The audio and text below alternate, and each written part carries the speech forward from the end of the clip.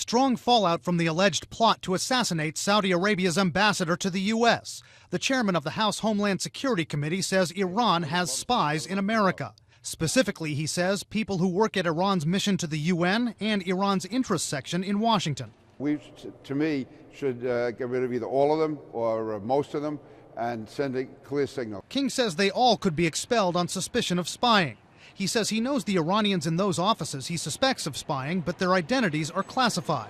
King didn't give specific information tying them to the alleged Saudi assassination plot. But he says some of those people are tied to Iranian intelligence and that people in those offices have in the past been ID'd as members of the Quds Force, the shadowy Iranian military unit suspected of involvement in the Saudi plot. Eric O'Neill's the former FBI investigator who took down Russian spy Robert Hanssen, a case dramatized in the Hollywood film Breach.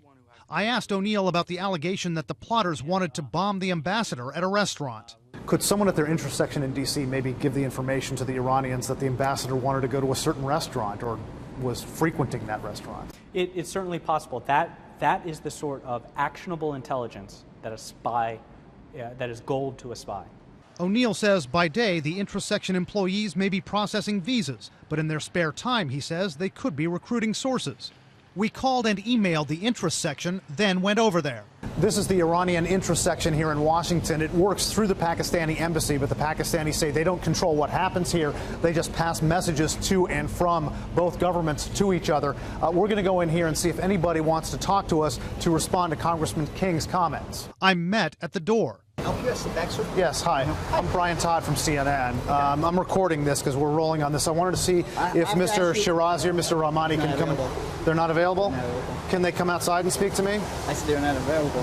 When I call back, I'm told all that's done there is consular work. Officials at Iran's mission at the UN did not respond to our calls and email asking for response to Congressman King. But Iranian officials have vehemently denied any role in trying to assassinate the Saudi ambassador. President Mahmoud Ahmadinejad told CNN recently his country never had any intent to hurt Saudi Arabia.